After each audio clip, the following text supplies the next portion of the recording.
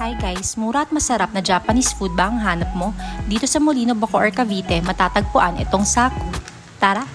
Alfresco dining ang peg nila sa place na to, na dinudumog talaga ng mga tao, lalo na sa gabi, sa masasarap nilang Japanese food. And here's their menu. May mga good for groups din dito na sobrang affordable. But first, umorder muna kami nitong colorful nilang mga coolers. This one is the lychee, one of their best sellers. Very unique ang lasa niya. This one naman is blueberry. It's good, but it's too sweet for me. This one naman ay ang strawberry. Masarap siya. May mga strawberry bits inside.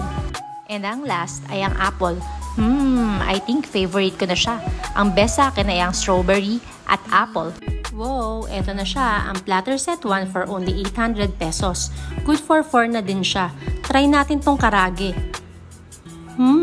Crispy siya at masarap yung sauce niya sa top. Ang next naman natin ay ang kanilang squid ring.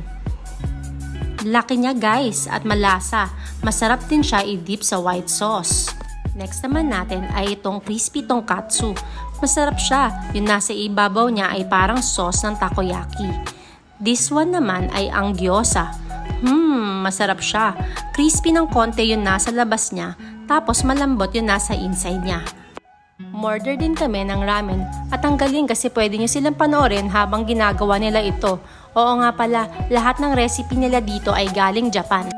Umorder kami nitong tonkatsu ramen. Kita nyo naman guys, sobrang creamy ng soup nila. Masarap. Lasang-lasa yung kanilang egg. Tikman naman natin tong noodles nila. Perfect yung pagkakaluto.